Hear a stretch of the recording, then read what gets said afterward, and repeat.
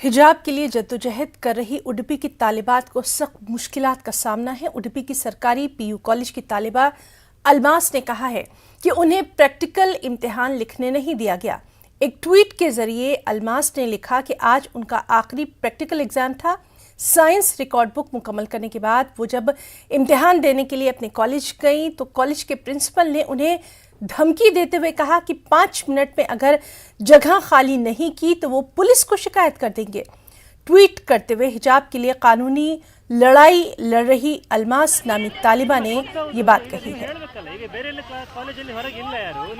हमारे साथ बेंगलुरु से मौजूद है हमारे साथी रऊफ हलूर। रऊफ, आपसे जानना चाहेंगे ये पूरा मामला क्या है, अलमास ने क्या कुछ कहा है?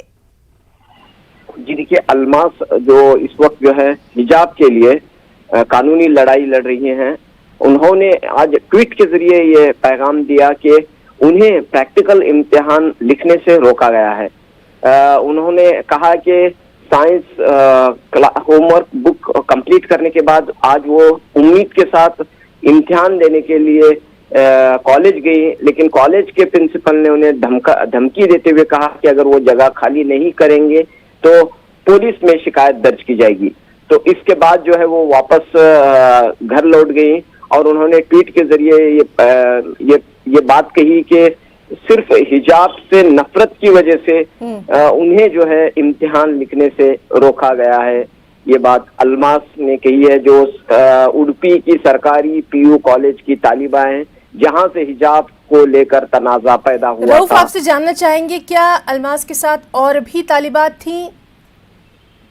जी, ये इस जो हिजाब के लिए जो लड़कियां वहाँ की 6 लड़कियां जो इस वक्त फाइट कर रही हैं, वो लड़कियां को भी रोका गया है या नहीं, इस ताल्लुक से कोई बात नहीं सामने आई है, लेकिन अलमास ने अपने ताल्लुक से ये बात कही है।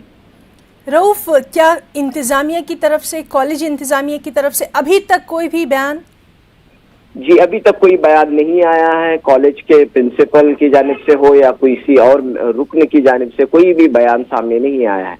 रऊफ, बहुत बहुत शुक्रिया आपका इस बेहद अहम जानकारी के लिए।